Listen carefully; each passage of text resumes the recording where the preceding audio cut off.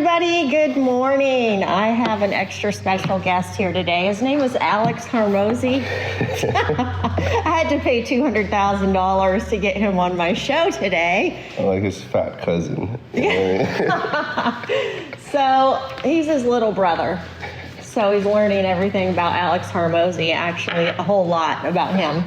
So I'm going to let him introduce himself, but I'll tell you that there are two of us that are usually in the background, and we're supporting Mike Andes, and it's not something that we're completely comfortable with, being out in front of everyone, but he was very kind and generous after multiple askings of him to come on with us today. So I'm going to let you introduce yourself. All right. My name is Francis. I'm on the media team, and I started in January.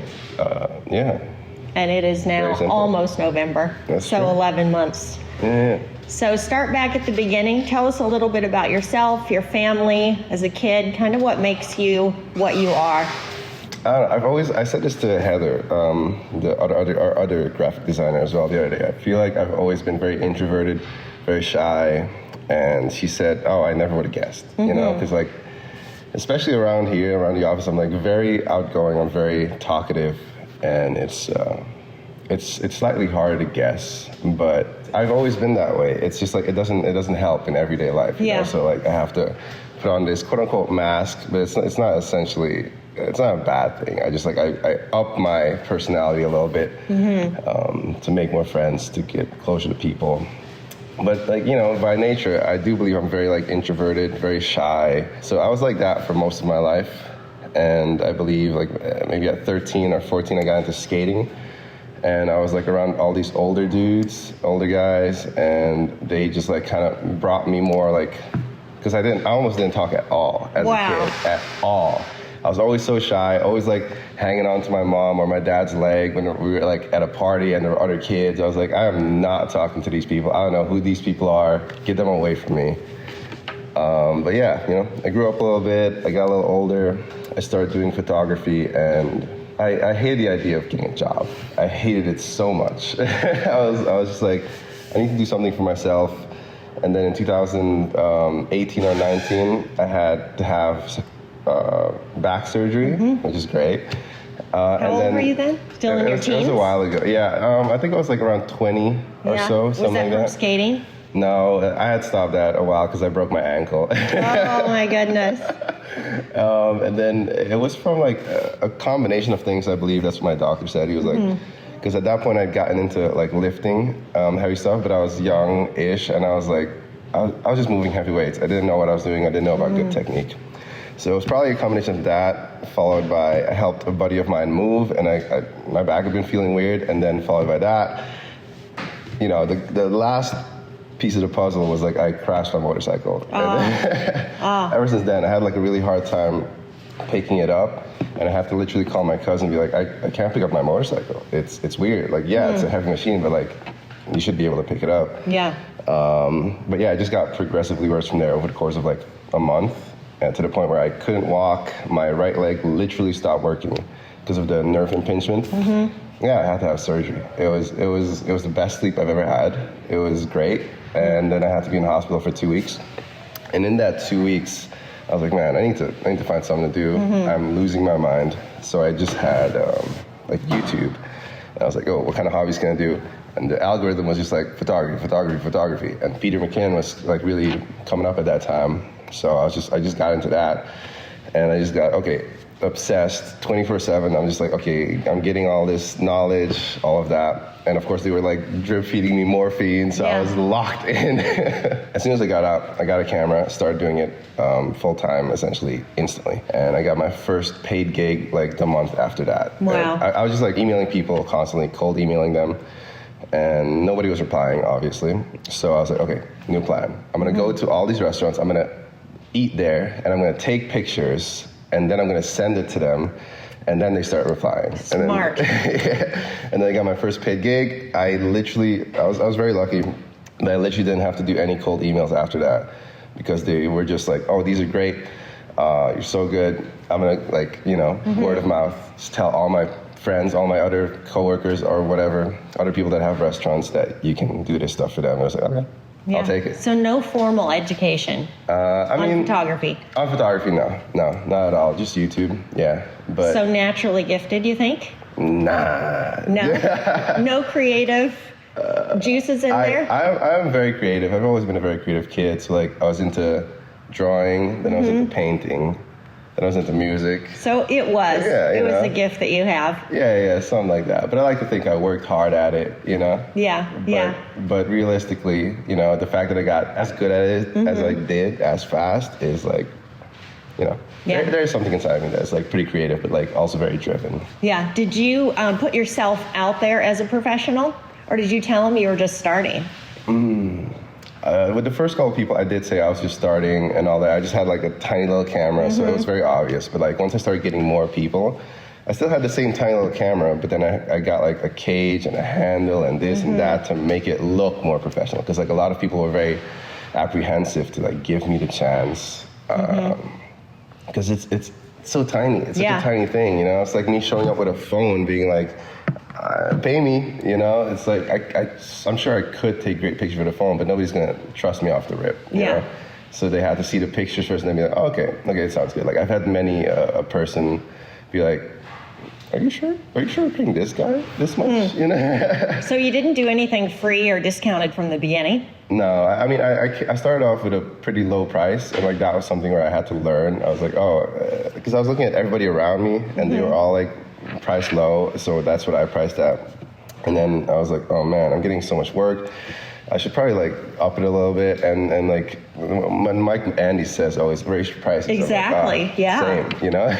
So I slowly raised it, and I lost some people, and that hurt because I was like, no, but you know, it's probably not because of the price. It's because I raised it too often, I think. Okay. Yeah, but you know, it still worked out. I still got paid. I still got to love other people. So it is what it is. It was fun. Yeah. So back a little bit. Did you have siblings?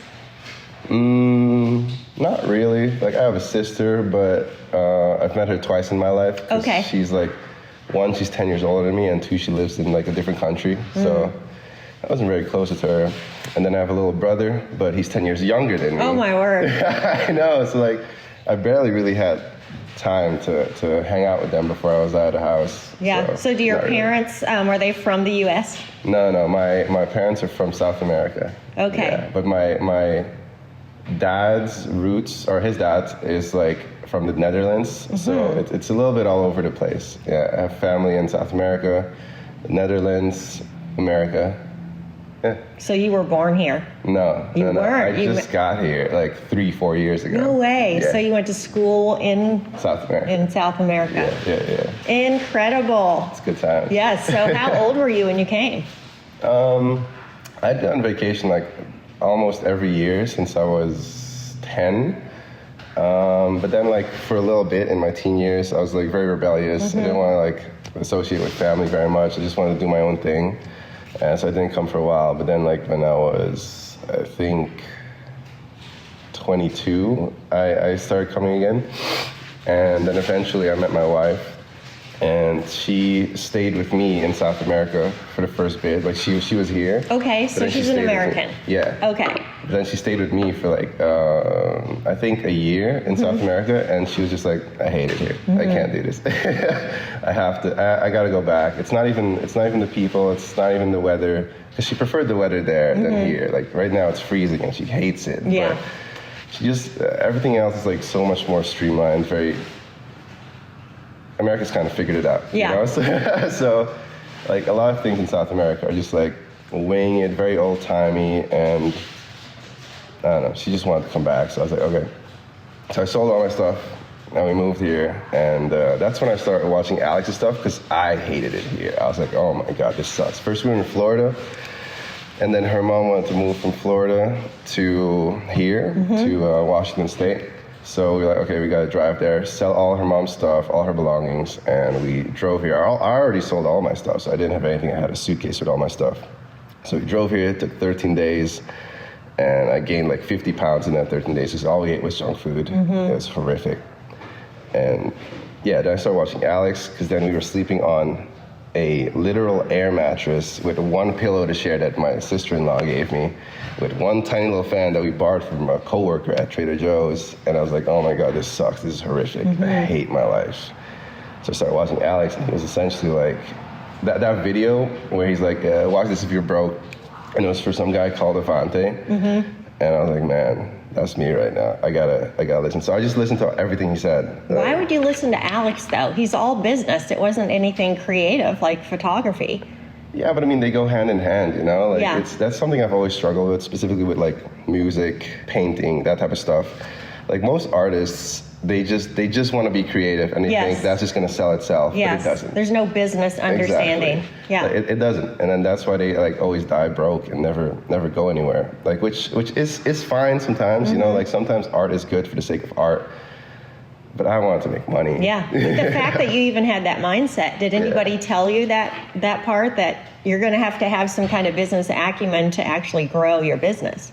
Not really, like especially not for like the other arts I was into, and I do like to keep those separate still, because I still paint, Yeah. I still do like other stuff, but I don't want to, at least not yet, you know, I don't want to try to make money off that yet. But I feel like with photography, it was very much from the start, I was like, I need to do something to make money. Like it was never really about fun. Like if anything, that one is kind of like inversely correlated with the rest of my arts, because like that one I started mainly commercially thinking about it. I was like, I need to make money. I'm gonna make money. Yes. And I'm gonna be the best. And like I feel like I was top three in South America, in like where I'm from. Yeah. And it was pretty good.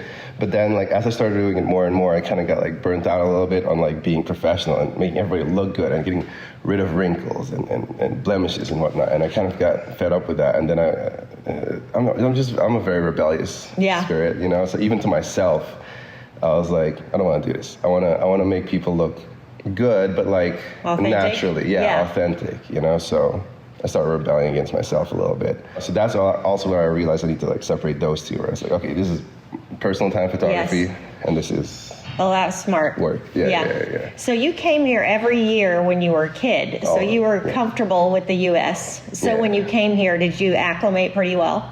Yeah. I think it's also because like I don't have like a heavy accent of any other dialect or anything like that.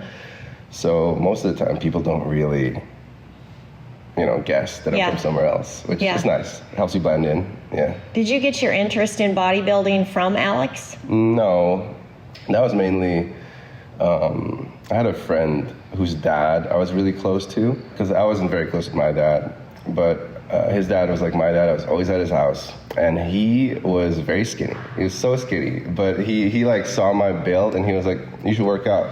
And I was like, maybe, I don't know. But I was also very sad at the time. I was a teenager, you know, they're always going through stuff. So he was like, it'll help with your mental health. And I was like, okay, I'm in. And, Yeah. and then I started working out. Where you were just lifting though? Were you doing any cardio? No, I was never very good at cardio. And it still helped your mental health just to lift? Yeah, so much. Especially lifting heavy, you know? Were you doing rests in between?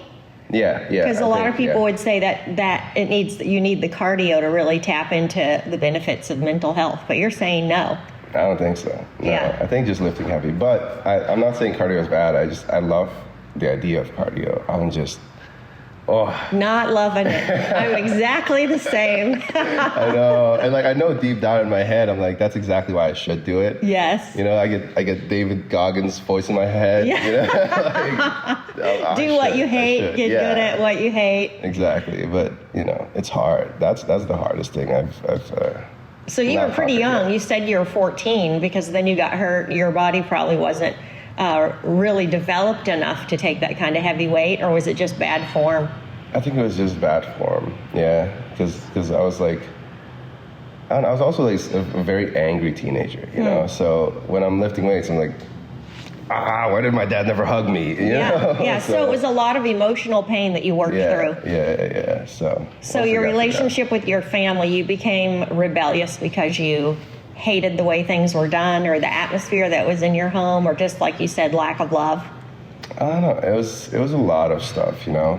I don't know. I think also a large part where I'm like comfortable coming onto this podcast is like I want to compliment you and Terrell like for being like open and honest, and I don't know. I really it's hard for me to open up sometimes. But like I see you like open up about your past and your turmoils. I'm like, dang, that's a strong lady. And I see Terrell just being like open. I'm like, I'm inspired. Mm-hmm. Well, you said the kids were 10 years apart, so I'm assuming they're your step siblings.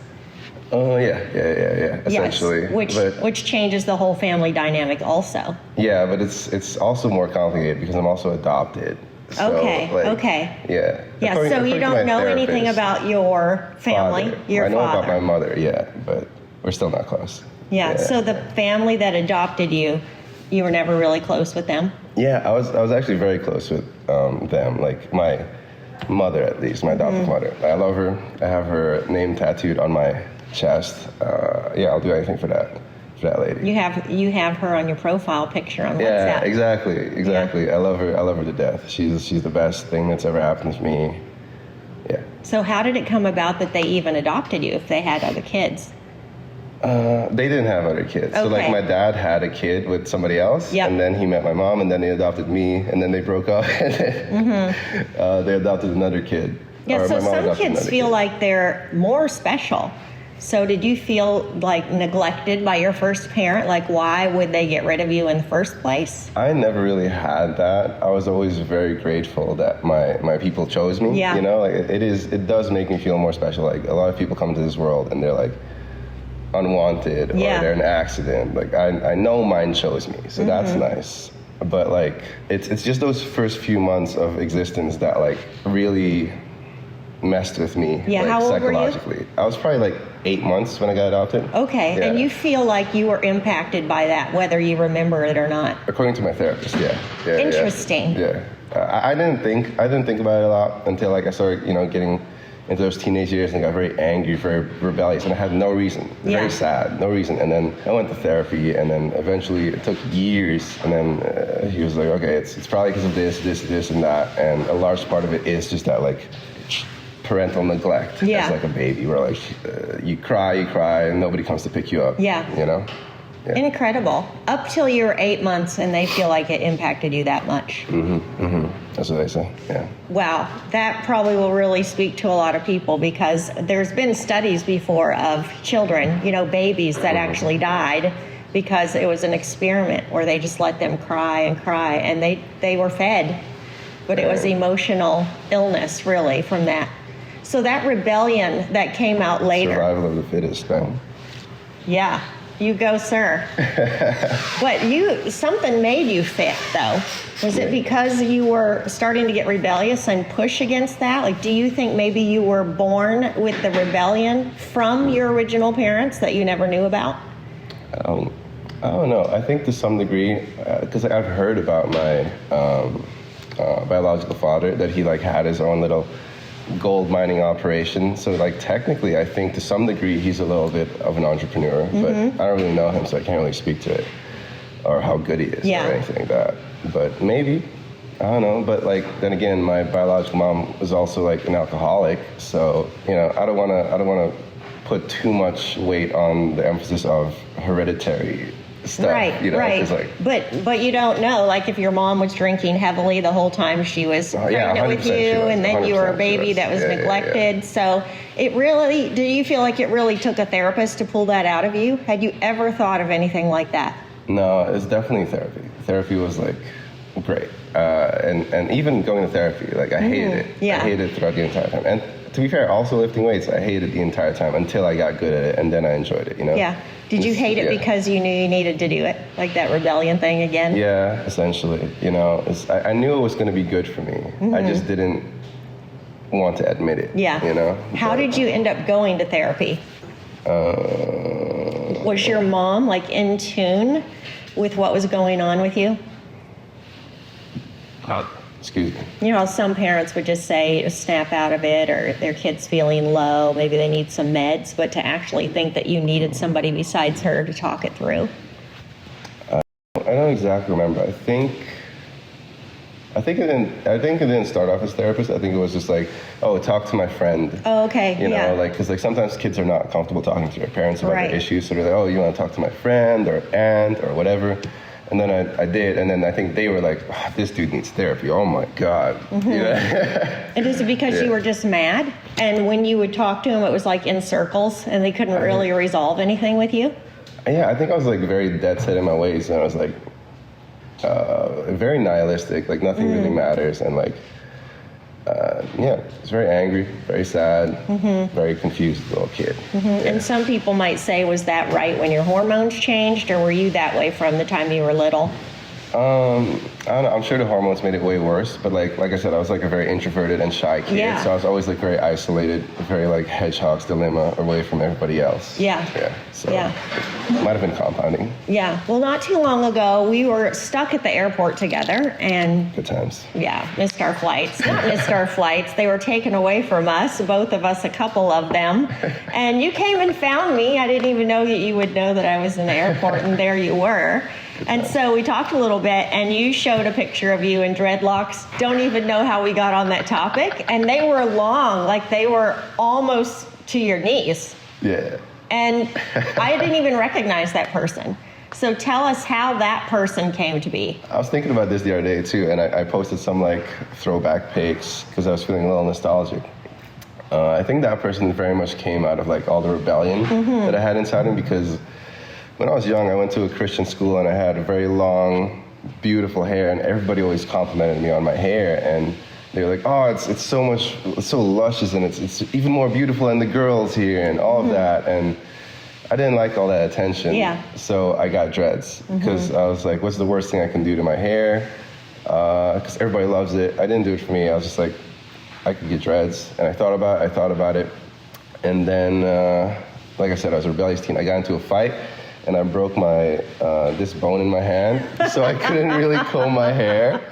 And so I was like, okay, I'll get dreads. You know, if I hate it, I'll shave my head. I don't really care. But how do you get dreads?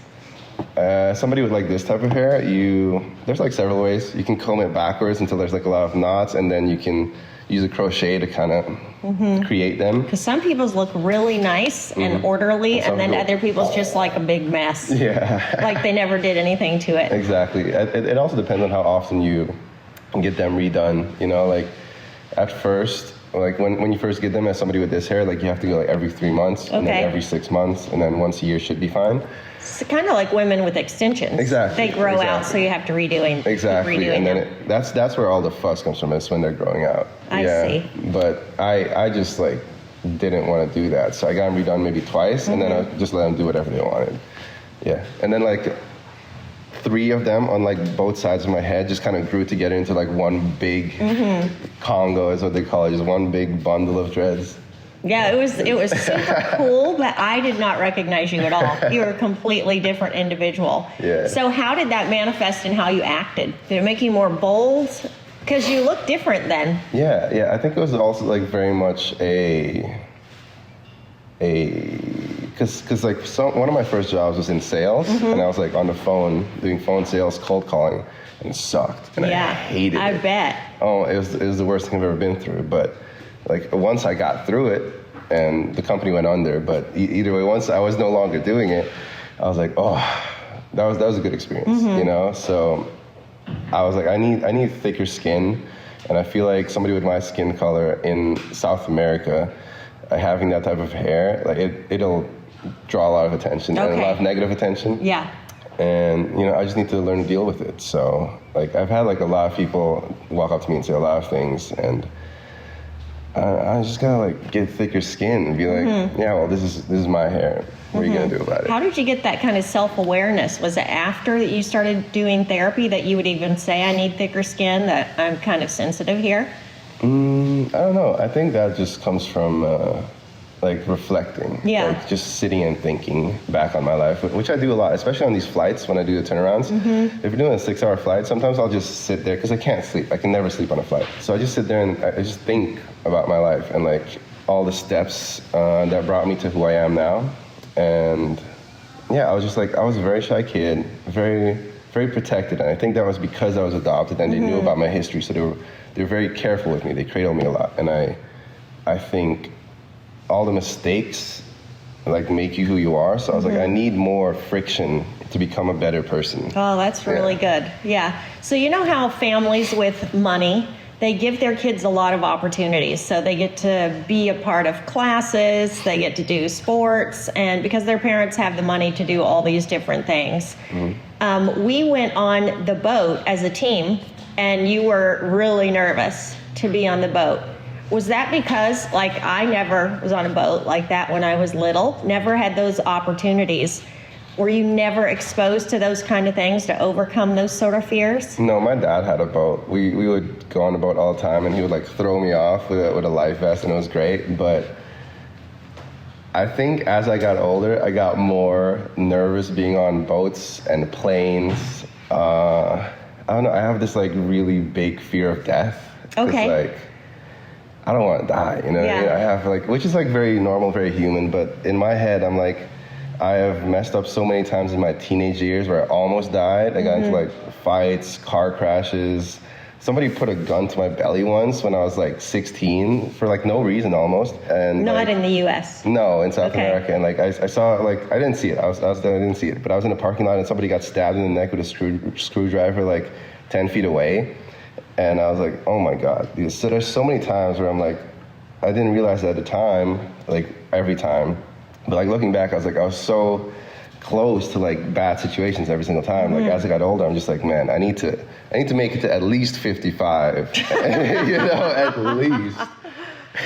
So you think that was like nowadays would they diagnose you with some PTSD or some disorder or, you know how they do? They label everything. Yeah, I Phobia. try not to label things too much. That's good. Technically, if you look at some of the symptoms I have, technically I have a little bit of PTSD. But yeah, I don't like labeling things. It's a note I like have in my phone as well, where it just says shut up, and then I'll explain it to myself. Where it's like, I don't want to, even saying the things like, oh, I'm such an introvert person, I try not to do that type of stuff. Because it's like, I'm labeling myself as this, yeah. and then I'm just going to be that. I don't want to be that. You know? That's really good. Yeah. So you came to America when you were like to move here, right? Like in your 20s, early 20s. And something like that. And when you first got here, what kind of work did you do? Was that when you did the sales? No, I did sales in South America for an American company, though. And then when you had your accident, you were still pretty young. Yeah. And you hated the idea of working. So when you hated the idea of working, did you work anyway? No, I did photography then because I was like, I don't want to have a job, but I need money. Yes. Yeah, so I did that instead. But then when I got here, I listened to Alex, and I was just like following his steps. You know, he was like, okay, do Uber. If you don't have a car, get a car between $5,000 and $10,000. This is exactly what I did. I got a Toyota Corolla with 160,000 miles and a rebuilt title for like $6,000, and it drives like a champ. And I did that, drove Uber. Next on his list was like get a job in sales, and I was like, oh my God, I hate sales, but okay, this one's for you, Alex. Yeah. I got a job in solar sales, and it was in Everett, so it's like 2 hours away. Yeah. I had to drive 2 hours there, work there all day. So like usually my first meeting there would be at 9 a.m. So I'd leave here at 7-ish, get there at 9. Last meeting would be at 7 p.m. Drive back, get here at like 9. It was horrific. Yeah. How much did you get paid an hour then? It was all commission. It was all my commission. word. That is pressure to change, isn't it? I know. So Yeah. I was like, I have to do something. I did that think in for some a other while. life you're related to Alex. Maybe. Where's he from? I don't know. Persia. Might be. I think so. Yeah. So you wear no strip like him, and tons of people wonder why he does. Can you tell us why people would wear no strips? So personally, I think it's for the same reason I do, but like I have like a really messed up nose. Is it hard to breathe? Okay. Yeah. So like it's really hard to breathe sometimes, and I would always wear it at night. Yeah. And I saw him wearing it all the time. I was like, Even okay, on I'll do videos it. in his little closet, you know? and he just had to have it. Exactly. So I was like, I can just wear it all the time. Like I'm the one who needs to breathe. Like it doesn't matter what other people think. And then Brian Rand, I believe, came up to me and he was like, "You've inspired me, man. I'm gonna start wearing mine too." Wow, way to go. I was like, "Dang, nice." That's awesome. Yeah, so yeah. tell us how you came to Augusta, how you first saw an ad and how that came to be. So I was doing Uber and then I was doing solar sales. And that was just so grueling. I was burning out. I was like, man, the driving, and because everybody else who worked for the company lived around Everett. And I was just like, man, this is getting hard. I need to find another job. And I was like just looking for anything here nearby, and I applied to just be like what I thought was like on the mowing team, to be honest. Oh, okay. You thought you were applying at the shop. Yeah, exactly. They probably had ads out at the same time we did. Yeah, so I may have also applied there. I'm not entirely sure. But then you saw my application, and then you sent me to Zach. The media team, yeah. Exactly. So that was nice. Because like one thing that Alex said in his video was like, you know, don't assume you're going to get lucky. But I do feel like I got a little lucky. So that's nice. Yeah, because you know? I usually would see those kind of things. We get tons of applications from all over the place and from multiple people that have done different things. But there must have been something about the way you wrote out your resume or something that caught my eye. And it seemed pretty detailed. Enough that I think I told you. Yeah. I gave you the information to contact Zach. Yeah, which is nice. Yeah. I appreciate it. So how did that interview go? Because you didn't have formal education. However, all of us at the media team, Zach told me I will never hire anybody with a degree. To be fair, I guess I got lucky there because I did study international business management. I just didn't finish it because like COVID hit, and then it became like remote, and I was like, I don't want to do it, you know. So, but for my education for photography, definitely not. And then got the interview, and it went great. I feel like I came in like with very Alex energy, you know. 'Cause he was always like, okay, so then when you get the job that you want, do the best and try to be the best. Beat everybody, you know. So I came in with that type of energy, and it was very, honestly, in the beginning, it was very, very intense. Yeah. You know? I've had to dial it back now because I read Extreme Ownership, and one of the things was like no friendly fire ever. So I had to like find a perfect middle ground, you know, because like, I was very much like I'm gonna be the best. These are gonna be the best videos you've ever seen. Yeah. And I am better than you people. But you know, I've toned it down, and I realized these are my teammates, especially in such a small team. Like if anything, I'm trying to bring them all up, you know, not just myself. Like I'm not outpacing them, because if they do worse, then the channel looks worse. So we all have to. Right. Did you feel overqualified for the entry-level position you were given? Or were you given an entry-level position? No, I felt very lucky. I felt very... Okay, so appreciative. Yeah. It might have also been the dichotomy of like going from sales from 7 a.m. until 9 p.m. to just sitting at an office desk and like actually getting to, you know, use that creative muscle again. Like, so you've been here since January, you said, right? So almost 11 months. Yeah. And how did you find Mike? How much did he interact with you at that time? I think I didn't realize it at the time, but I think I got very lucky that I get to spend a lot of time with him, because I was immediately thrown at turnarounds, you know, because Terrell had minimum experience with filming, and he was just kind of thrown into it. And when I got hired on, they were like, okay, well, you have experience with cameras and all of that, so you just throw me on there. And as soon as I got on there, it was great. I got to hang out with Mike, and so it was natural. Yeah. And you traveled with him right away, also. Yeah, exactly. Yeah, so you're kind of in the infancy, or like the beginning of the boots on the ground of Augusta's media team. Yeah. It was good times. And I feel like... So how often is Mike involved now? Less so, but I think that's, Okay. Yeah, but I think that's on purpose, you know. Like he used to be a very integral part of like our entire process of creating it, and then Zach, my manager, was like, I think we should remove that to like make it more streamlined. So the first time Mike sees the whole video is when they're uploaded as well. So. That's crazy, because he used to obsess over everything. I know, but you know, he has bigger things to worry about. So I think it's important to step back and trust the people that you hire. Yeah, you know, totally. So, So were you hired to do photography or editing, or what was your entry level position to Augusta? On the actual website, it just said editing. So I thought I was just going to be editing, sitting at a desk. But then, it's such a small company, so everybody has to do a little bit of everything. Like Zach does the graphics, but he also does other stuff. And like I do editing, video, sometimes photo, and I do the turnarounds. So we do what we got to do. Exactly. Yeah. Are there any that you feel less skilled at than others? Thumbnail creation. Yeah, like that. I've never done that before. And like when I first started doing them, the first one I ever did, Zach's words, and I am not kidding, Zach's words were like, nice. Wait, are you serious? It was bad. It was so bad. He thought I was making a joke one. He thought I was kidding. So like that was also like a great, beautiful blow to my ego. Yes. Because I came in like, I'm the best. I have the most experience. I'm so good. And then I'm like, dang, I have a lot of deficiencies in a lot of places I need to work on. Yeah. So. It took Mike 8 years to tell me a single thumbnail looked good. And I was like, this is a momentous time in history. You said my thumbnail looked good. You always thought they were horrible. Exactly. It's something I've never done. So it's like, it takes a while. I think I've gotten a lot better. Yeah, it's just like such a departure from photography, Like, it's for sure. In some ways, it's the complete opposite.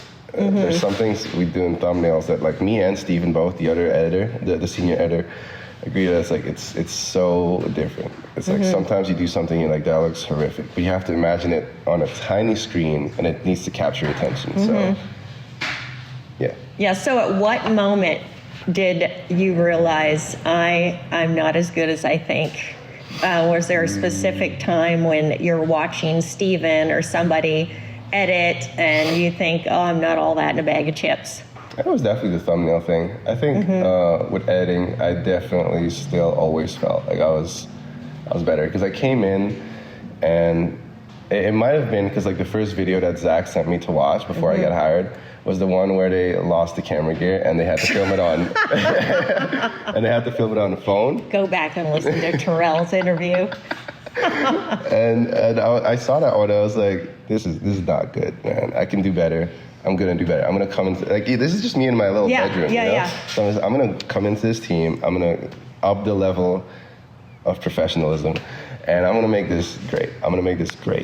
And like there were other videos that I didn't see that were pretty good, but I came in and everybody. Well, now we have more people than when I first started, but like we had like another stage one editor, Terrell and Steven. Like they've all individually come to me and they've been like, oh, okay. Like for example, Terrell specifically, like when he does like an edit, he'll do it and then he'll ask me what I think, and like I always try to be very positive, and I don't think everybody reacts as good to like negativity as I do. Where like if I get like yesterday, I wasn't feeling too good, or 3 days ago or 2 days ago or whatever, I wasn't feeling too good. I was a little sickly, and I was like, I don't want to go to the gym. I don't feel that good. And then my wife was like, yeah, you can stay home. And in my head, again, David Goggins like, I'm no coward. I'm going to do it. I'm going to the gym. You can quit tomorrow. Exactly. I'll sleep when I'm dead. Yes.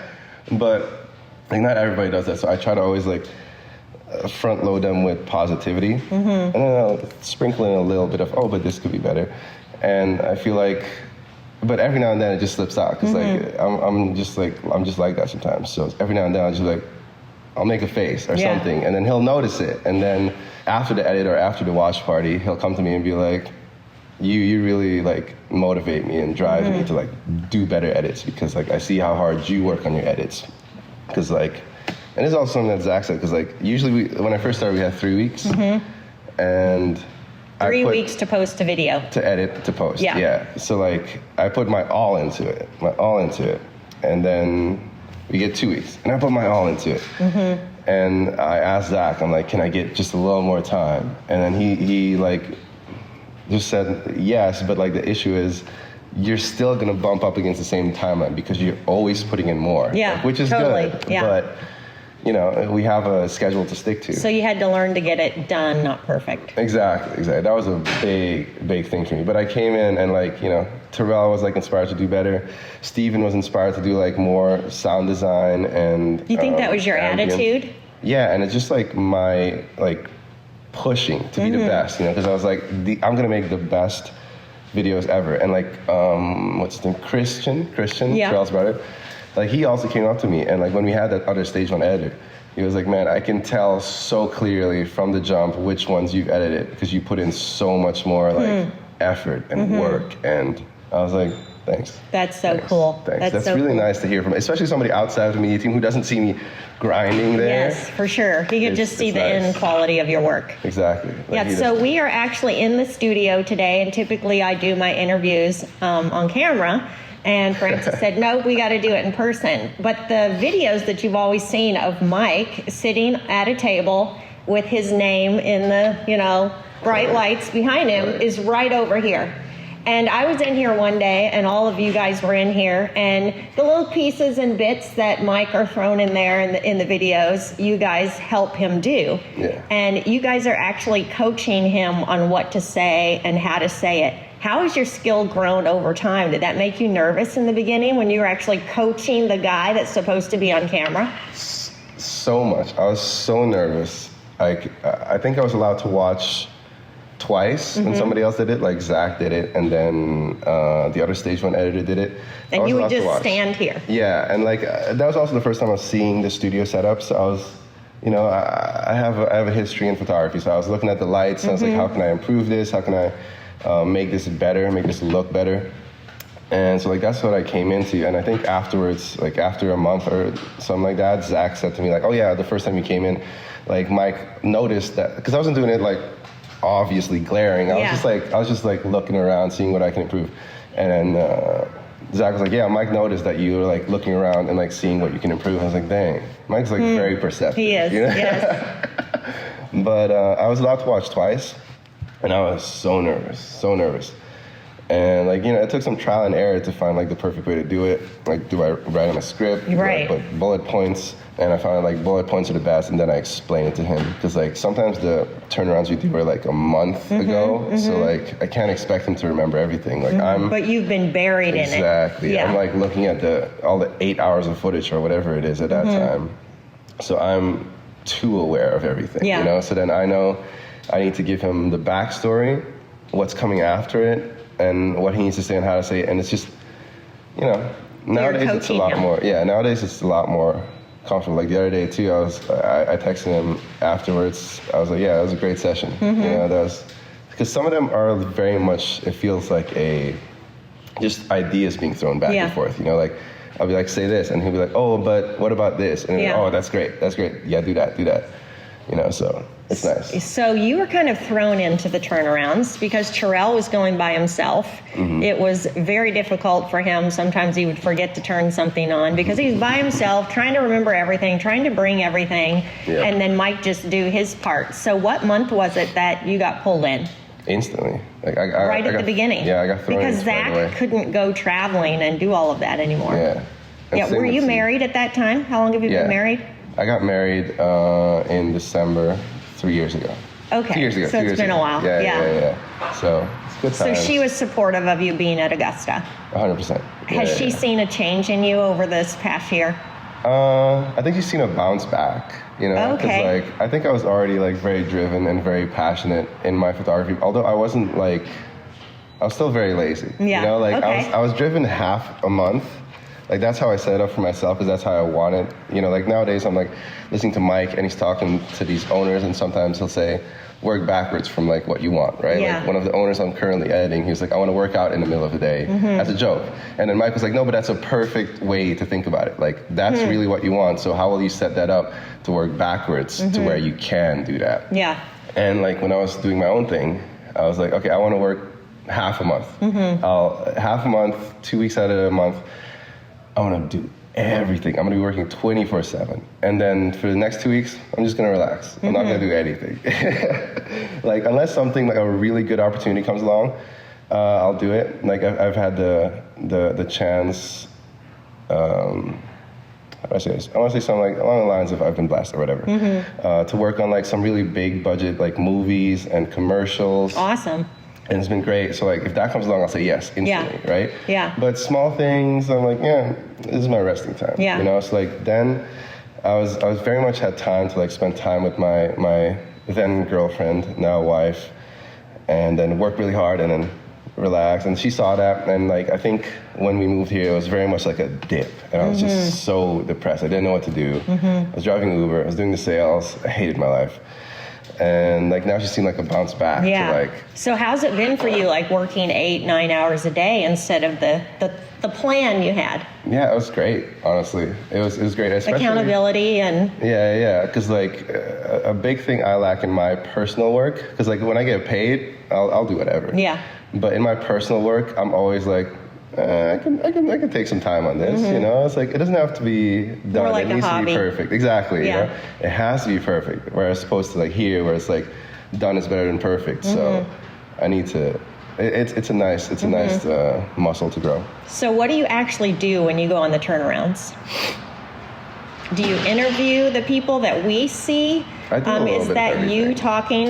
Is that them talking to your camera, or are you just filming while Terrell does these interviews? So it depends. There's like a list of priorities, right? There's like we have to get the turnaround done. Like that's top of the line. Everything else is second. And then after that, we do B-roll shots, so we just get them working. Okay. Then that's when like me and Terrell both do that. And then it depends on the time, because sometimes we're on a time crunch. We have to get to the airport. So then we can sacrifice a little bit of filming. Then one of us will film, and then Terrell will most of the time interview them because he's a lot better at. He just has such a soft-spoken voice. He does. He just pulls it out of people. Exactly. Yeah. Like in the one I'm editing right now, the guy literally like starts crying and he goes, "You got me, buddy." Yeah. It's so funny. It's so funny. All the seeing him. time. He gets them crying for some reason. He's so good. So, But like, I've he has heard you priority. before. I've heard your voice asking them questions. Yeah. You're So, not like, comfortable doing that? I am. I just think he has a lot better of a demeanor. Like I have a very like big build, and I don't want to be intimidating. Yeah. I have a big beard, big build. I don't know. I almost did like I was almost a bouncer as well for a little bit for $200 a night, because like some people can find me a little intimidating. So it's a lot easier for me to like have him do it. So when we're on a time crunch, I'll get the footage and then he'll get the interview. But if we have like all the time in the world, we'll both get the footage, drone footage, and then we'll do the interview together essentially, where we set up both cameras and he talks to them. And then at the end, when they're already comfortable, he'll throw it my way and he'll be like, do you have any questions, Francis? And then I can like ask them some more kind of deeper questions sometimes, you know, because like he's like very much about the emotions and this and that. And sometimes they'll like, you can tell they want to say something, but they're thinking, oh, they're on camera, this and that. And just the simple eye line, so which direction they're looking. So from him to me, just that simple switch can make them like, so something goes off in their mind. It's like, oh, I can talk more now. I don't know why. Interesting. So sometimes I'll ask them a question and then they'll be like, oh yeah, I'm completely burnt out. I don't want to do this anymore. You know, so yeah, so I never get them to cry. That's all Terrell, but. Have you made any big mistakes that you look back and you're like, oh my word, I wish, like on a turnaround or something, and do you feel like you've changed the trajectory in some way of a shoot or anything like that? Yes and no. You know, like I feel like there was one turnaround that I felt like I messed up pretty bad, but I don't know. Everybody else around me, like the whole team says like it wasn't really my fault. It was just like that team and like everything else that went wrong, and like because of that with one. that company. Yeah. You know, because there was so much stress, and like everybody else, like everybody in the company was completely unaware that we were even coming, that who we were. My word. They were like, the owners like paying somebody to come do this. Like, what is all this? And they were very aggressive. And so they didn't know why you were standing there asking them questions. Exactly. Like they were being interrogated or something. Literally. And they were very aggressive. And again, I feel like if Terrell was doing the questions, because like at that time we were on time crunch, so we were both had to interview them. I see. And I feel like if Terrell was asking them questions, he might have been able to be a little more soft-spoken and whatnot, and as opposed to me, like I'm pretty good at dealing with like tough guys, quote unquote. So I feel like I handled it pretty well, or like I keep eye contact and I like, you know, but that might have not been the best thing to do. Yeah, You know, yeah. so if anything, maybe I should have looked away and be like, oh, I'm sorry, man, or whatever. But I don't know, I'm very driven. I'm very much like, we're gonna get this story. Yeah. This is gonna be the best story, and every single time, you know. So it's not bad if things go a little south. exactly, you know, it's what's the saying? It's par for the course. Yeah. Well, right now we are renting at the command center. We don't have our headquarters building done, so we're Yet. all in there together. Yes, yet. Hallelujah. Maybe it'll happen someday. It's been 3 years. But how has that been for you? We are right with Copilot. You're right with Command Center. Do you think that's been a good experience for you? It can get a little hectic, you know. It's very So like much, hearing the voice of agents Yeah. and the Copilot team talking Yeah. to customers? Yeah. Specifically the sales team, because like, you know, it's having been in sales, like it's literally just the same thing over and over and over and over, and oh my God, it can And get. you're wearing headphones, but you can still hear all this. Yeah. So it can get a little bit. What about the feeling though of the companies being together? Are you sometimes involved in other parts of it? Like here's a perfect example is we have the gym right down the road, and I can be like, hey, when you go out next time, can you take this ladder down? Yeah. Have you had any mix like that a lot? I don't mind that at all. It's a different company. Yeah, I don't mind it. I don't hate it. I like it. I like it just as much as I like going on the turnarounds, because it gives me a little break from sitting down. You know what I mean? like usually I edit for in the past I edited for 3 weeks, and then we go on a turnaround for 1 week. It's a great reset, even though it's like one of the hardest things I've ever had to do. But yeah, it's nice. I don't mind it. So especially because it's a smaller company, you know. Yeah, it's like, exactly. I'll do a little bit of everything. Yeah, someday it won't be like this. Like you won't be close Exactly. to command center. We probably won't see each other very much. So it's kind of cool that Exactly, you everybody's know, it's building like- that rapport now. This is like the thing we'll look back on where it's nostalgic. Oh yeah, You know? So for sure. Yeah, So I don't mind every month I post a book for everybody to read, and I give them $50 if they give me 3 things they glean from the book. And in the past, I guess it's only been like 3 months, I opened that up to the Copilot team and the media team. And man, you eat them up. It's like I post the book, you read the book, and the next day I've got these, between you and Chris, I've got these 2 guys, show me the money just a few days later. it's not as much about the money, honestly, because it's $50. You know, like that's also what I like about it. Yeah. Where it's like it's not high enough to be just about the money, but it's not low enough to be like not anything. Not you know? even It's like- bother. exactly. It's just right where it's like, yeah, I guess I'll do it. And you are know? they business books, biographies? What kind of things do we put out there? A little bit of both. It's like all about anything that can help me grow as well, which is like why I read them. You know, it's like a large part why I read them as much as I do is also because, like, again, Alex is like, Yeah. I need to show that I can do it. I need to show that I can do it. I can put in the work, even off the clock or whatever. Which is like something I get into trouble with Zach all the time. Like, it'll accidentally slip out that, like, for example, we're hiring a new guy, and when I first got hired, it was very much like you just thrown into the deep end Oh, and yeah. see what happens. And I feel like I handled it very well. I killed it, and like even on the turnarounds, for example, like you were saying, Terrell used to lose stuff all the time. Like I came in and I was like, okay, we're gonna put in some SOPs, like very simple stuff, like on railroad workers. They have this thing where they like do call outs back and forth where they just say, oh, this thing is done, that thing is done, this thing is done, that thing is done, right? Just so like they know, they communicate with each other what has or has not been checked or is in place. And it like brought down their accidents to like 60% or Awesome. something like that. So Yeah. we do that exact same thing where it's like, oh, I'm putting the lens in the case. Lens in the case, same thing. And like I don't think we've lost one thing maybe in like those last 6 Awesome. months, like a little lens filter. But I think I might have not been on that trip. Oh, there you go. You're the organized one. Yeah, it's very obsessive. But so like now we're hiring a new guy, and so I wrote down this like entire script of like all the SOPs and everything within the company. I gave him also like 5 of those quotes. Like I sent you some of those quotes that you asked me to read about the book, and I put like 2 in there as well that I got from that book, and then 3 other ones. So I did that all. And I gave it to Zach, and he was like, "What are you doing? You're supposed to be editing." And I was like, "No, don't worry, I did it off the clock." And then he gets mad at me, and he's like, "What are you doing? You're supposed to clock in."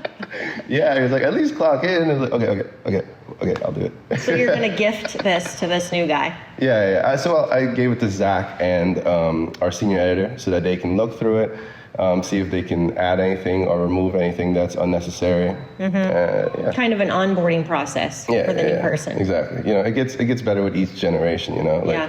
I was just thrown into it. Then we got Heather and Chris, and they were like a little more of a soft landing. And I'm hoping that like with this guy, it's just really smooth. Yeah. So do all of you listen to certain podcasts, certain people that are really good in your field that all of you listen to try to get better? I don't know. No, you don't really follow anybody specific? Me specifically, I listen to like, all the greats. I got Alex, David Goggins, Jocko, but like honestly, Jocko's like on the lowest of my list just because like he has a very, very masculine energy and it can be a little bit off-putting for me personally. But I love everything he's saying. It's just that he's got such an intense way of saying it. I was just going to say, intensity. Exactly, so and that's also something that when I came in and like Mike was like, "Oh, you already listened to all of these people," because usually I have to tell the people to listen to them, like I have to introduce them to them, and I was like already completely in that sphere. That is so cool. I love it. Yeah. So to wrap up, long-term goals.